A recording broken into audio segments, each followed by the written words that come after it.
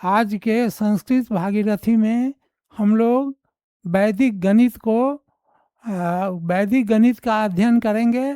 वैदिक गणित हमारे ऋषियों और महात्माओं का खोज है, जो अपने प्राचीन ग्रंथों से उन्होंने लिया है। तो यह अगर हम यह गणित सीख जाते हैं तो गणना करने में बहुत कम समय लगेगा।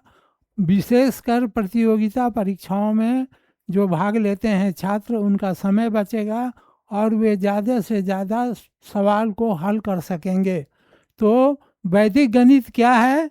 तो वैदिक गणित जो है वो प्राचीन भारतीय गणना पद्धति है। वैदिक गणित क्या है? प्राचीन भारतीय गणना पद्धति है, जिसे स्वामी भारती कृष्ण तीर्थ जी ने, उसके जनक कौन हुए? तो स्वामी भारती कृष्ण जी। स्वामी भारती कृष्ण तीर्थ जी ने वेदों से पुनर्खोजा, माने फिर खोजा। यह 16 सूत्र इसमें है और 13 उपसूत्रों पर आधारित है।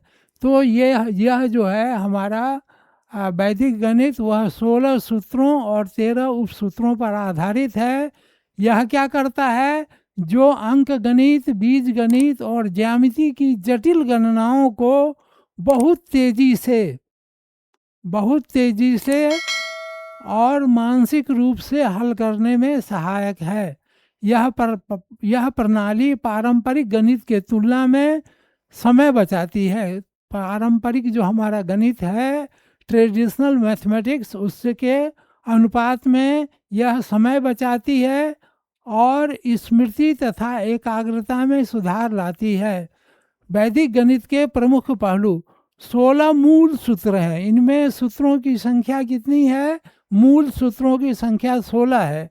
तो आज हम लोग एकाधिकेन पूर्वेन हम लोग पढ़ेंगे। एकाधिकेन पूर्वेन सूत्र जो है, एक से पहले एक अधिक, इसका अर्थ होता है एक से पहले एक अधिक, एकाधिकेन पूर्वेन। तो आज हम लोग पहला पढ़ेंगे एकाधिकेन पूर्वेन। अब आप मान लीजिए जिसके अंत में 5 है, जैसे हम लोग लिखे 15, अब इसका वर्ग बनाना है। तो 15 का वर्ग में 5 का वर्ग कितना होगा? 25। और एक के एकाधिकेन पूर्वेन, एक इसमें अधिक जोड़ देंगे। तो एक अधिक जोड़ देने पर एक के बाद क्या होता है? 2। तो 15 गुना 15 225 होगा।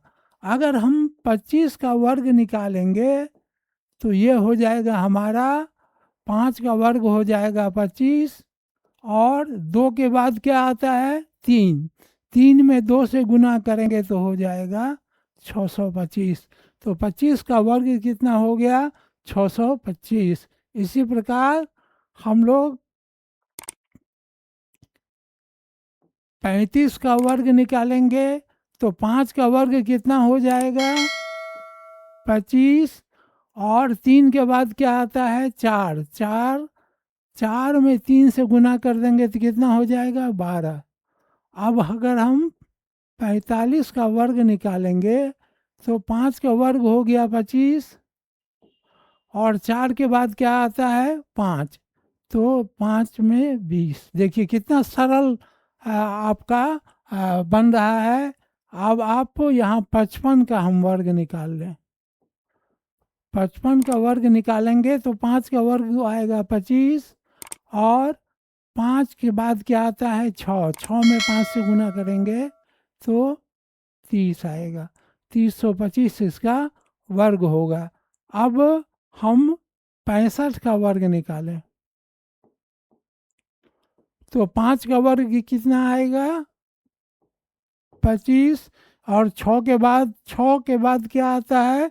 7। 7 में 6 से गुना करेंगे तो 4225। ये हमारा 65।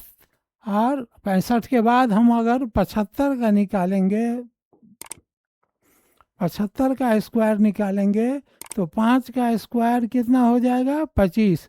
7 के बाद क्या आता है? 8। 8 में 7 से गुना करेंगे तो हो जाएगा 8 सते 56, 5625, ये इसका वर्गमूल हो गया। तो हम लोग आज पढ़े वैदिक साहित्य, वैदिक गणित में एकाधिकेन पूर्व।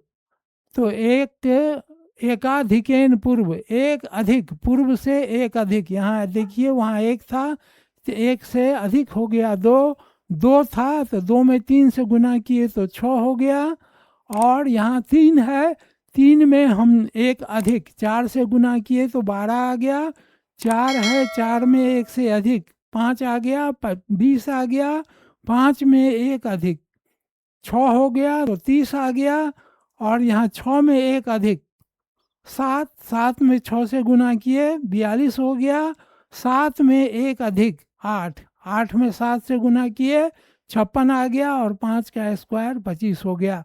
इस प्रकार हम लोग एकाधिकेन पूर्वेन हम लोग सूत्र को आज समझ गए हैं। हम लोग इसके बाद अगले वर्ग में और भी हम लोग ध्यान से उसको देखेंगे, गणना करने में आपको सुविधा होगी।